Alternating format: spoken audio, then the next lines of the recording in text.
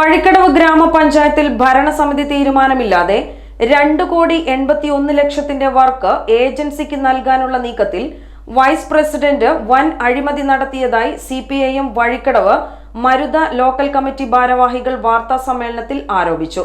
Vice പ്രസിഡന്റിന്റെ അഴിമതിയിൽ പ്രതിഷേധിച്ച് ഡിസംബർ 19 രാവിലെ 10 മണിക്ക് പഞ്ചായത്ത് ഓഫീസിലേക്ക് ബഹുജന മാർച്ച് നടത്തുമെന്നും ഭാരവാഹികൾ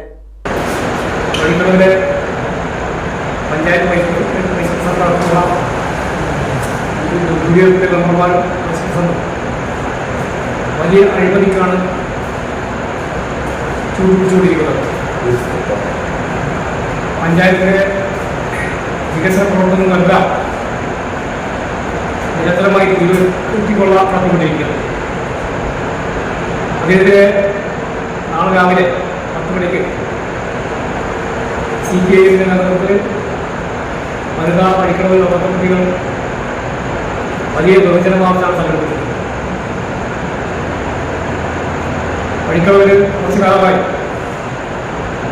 മറ്റുള്ള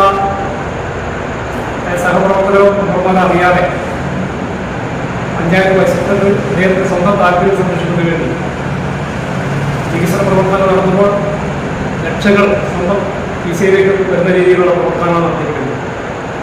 ഇതിനെതിരെ വലിയ പ്രക്ഷോഭത്തിനാണ് CPIM പ്രവർത്തിച്ചത്. 2023 ഡിസംബർ 6-നാണ് പഞ്ചായത്ത് AE ടെൻഡർ നോട്ടീസ് നൽകിയത്. ഡിസംബർ 6 മുതൽ 13 വരെയാണ് ടെൻഡർ അപേക്ഷാ കാലാവധി. 7 ദിവസം മുൻപ് പത്രപരസ്യം വരണം എന്നാണ് ചട്ടം. വഴിക്കടവിൽ അപേക്ഷ സമർപ്പിക്കേണ്ട അവസാന ദിനമായ ഡിസംബർ 13-നാണ് പത്രത്തിൽ പരസ്യം വന്നത്. പഞ്ചായത്ത് നോട്ടീസ് ബോർഡിൽ ടെൻഡർ പരസ്യം പതിച്ചിട്ടുമില്ല. വിവിധ അംഗനവാടി നവീകരണം 25, 32, 200, വിവിധ സബ് സെന്റർ, കുടുംബാരോഗ്യ കേന്ദ്രം, വിവിധ അംഗനവാടി നവീകരണം 25,32,200, വിവിധ സബ് സെന്റർ, കുടുംബാരോഗ്യ കേന്ദ്രം നവീകരണം 25,70,000, MCF പൂർത്തീകരണം 8,77,000, മരുത, മൊടപ്പൊയ്ക, നരൂക്കാവ്, മാമാങ്കര സബ് സെന്റർ പുതിയ കെട്ടിടത്തിന് 2,22,00,000 എന്നിവയാണ് ഏജൻസിക്ക് നൽകുവാൻ തീരുമാനിച്ച് ചട്ടം ലംഘിച്ച് ടെൻഡർ ക്ഷണിച്ചത്.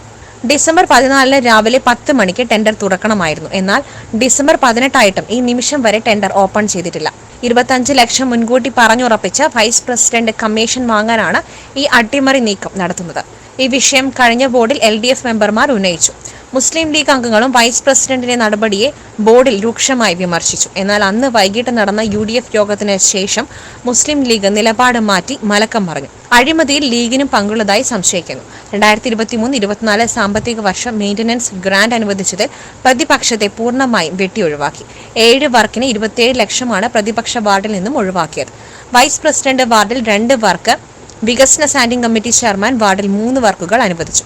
പഞ്ചായത്ത് അങ്ങാടി പാലം പ്രവൃത്തി നടക്കുന്നതിനാൽ ബദൽ പാതയായ വള്ളിക്കാട് വരക്കുളം റോഡിന് ഈ വർഷത്തെ പദ്ധതിയിൽ വെച്ച ഫണ്ടും UDF ഭരണസമിതി പ്രതിപക്ഷ വാർഡായതിനാൽ ഇല്ലാതാക്കിയതായും ഭാരവാഹികൾ പറഞ്ഞു. വാർത്താ സമ്മേളനത്തിൽ CPIM ഏരിയ കമ്മിറ്റി അംഗം PC Nagan, Vazhikkadavu local secretary MT Ali, Maruta local secretary KT Varghese, V Vinayachandran, ജനപ്രതിനിധികളായ PK Abdul Karim, advocate Nimisha P Nag, Mujeeb Thurakkal എന്നിവർ സംസാരിച്ചു.